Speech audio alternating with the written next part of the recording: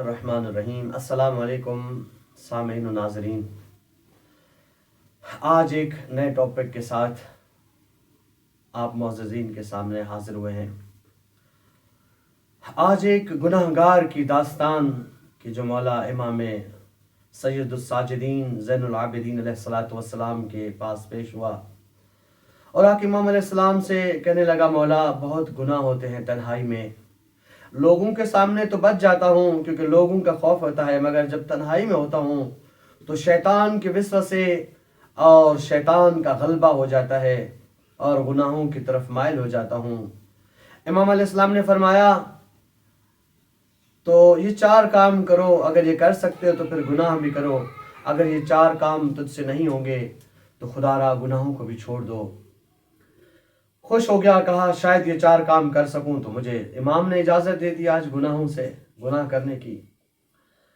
مولا سے فرمایا، مولا کون سے وہ 4 کام؟ امام علیہ السلام نے فرمایا سب سے پہلا کام یہ ہے، جب گناہ کرنے لگو نا تو اللہ کا رزق کھانا چھوڑ دو،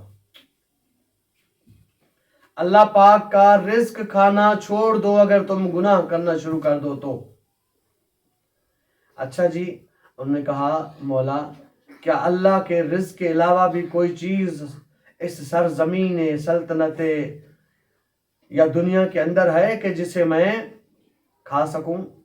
ایسا کچھ بھی نہیں کہ جو خدا کی دی ہوئی چیز نہ ہو، یا اللہ کی وراثت یا اللہ کی ملکیت یا اللہ کی نہ ہو۔ فرمایا مولا بہت مشکل ہے، ایسی کوئی چیز ہی نہیں کہ جو میں کھاؤں اور وہ اللہ کی نہ ہو، کوئی اور آسان حل بتائیے۔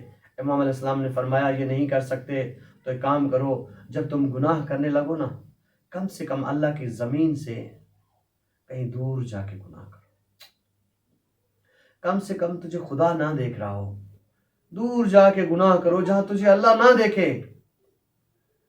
بس انہوں نے فرمایا مولا یہ کیسے ممکن ہے کہ میں اللہ کی زمین سے دور جا کے گناہ کروں، یا کیسے ممکن ہے کہ میں گناہ کروں اور میرا اللہ مجھے نہ دیکھے، وہ ہر چیز ہر جگہ ہر شے میں ہے۔ مولا یہ ممکن نہیں کہ خدا مجھے نہ دیکھے، یا یہ ممکن نہیں کہ میں ایسی جگہ گناہ کروں کہ جہاں سرزمین اللہ پاک کی زمین نہ ہو، پوری کائنات اس اللہ کی ہے، وسیع کرسی السماوات والارض ہے وہ اللہ کی ذات، کہ پوری سلطنت پوری دنیا میں انہی کی سلطنت ہے، انہی کی بادشاہی ہے، وہی مالک ہیں۔ تو کیسے ممکن ہے کہ میں ایسی جگہ جا کے گناہ کروں، یا یہ کیسے ممکن ہے کہ میں اللہ سے چھپ کے گناہ کروں جبکہ اللہ کہتا ہے نحن اقرب الیہ من حبل الورید، اے انسان میں تمہاری اس شہ رگ سے بھی زیادہ قریب ہوں۔ اے مولا اس خدا سے میں کیسے چھپ سکتا ہوں؟ امام علیہ السلام نے فرمایا یہ 3 کام نہیں کر سکتے تو ایک کام کرو، جب ملک الموت تمہاری روح قبض کرنے آئے نا تو ملک الموت سے کہنا مجھے مرنا نہیں ہے، میں گناہ گار ہوں، اگر مر گیا تو مجھے جہنم میں جانا پڑے گا۔ اس شخص نے کہا مولا یہ بھی ممکن نہیں، یہ کیسے ہو سکتا ہے کہ ملک الموت کو میں روک سکوں؟ کل نفس ذائقۃ الموت کل شیء ہالک الا وجہ اللہ، کیسے ممکن ہے؟ ہر نبی ہر ائمہ آپ کے جدے بزرگوار سب شہید ہو گئے، دنیا سے چلے گئے، کیسے ممکن ہے کہ میں ملک الموت کو روک سکوں؟ مولا یہ ممکن نہیں ہے۔ امام علیہ السلام نے فرمایا یہ بھی نہیں کر سکتے تو ایک کام کرو، جب بروز محشر جنت لے جانے والے اور جہنم کی طرف لے جانے والے فرشتے آئیں گے تو جہنم لے جانے والے فرشتوں سے کہنا کہ خبردار، اتنی جرت رکھنا کہ انہیں کہنا کہ مجھے جہنم میں مت لے جاؤ، مجھے جنت کی طرف لے جاؤ۔ فرمایا مولا وہ اللہ کے فرشتے ہیں، میں کیسے ان پہ اپنا حکم چلا سکتا ہوں؟ ان پہ تو کسی کا حکم نہیں چلتا الا انبیاء اوصیاء۔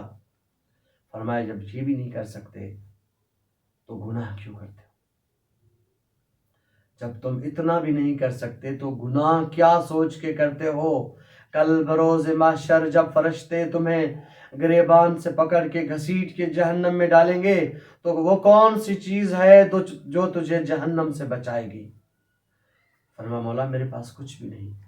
کہا پھر اپنی تنہائی کو پاک رکھو، تنہائی میں اللہ کو یاد کیا کرو اور تنہائی میں کوشش کرو کہ خدا کے ذکر کیا کرو، تاکہ شیطان کے وسوسے اور شیطان کی چال بازیاں اور شیطان کی فکر و سوچ تمہارے قریب نہ آئے۔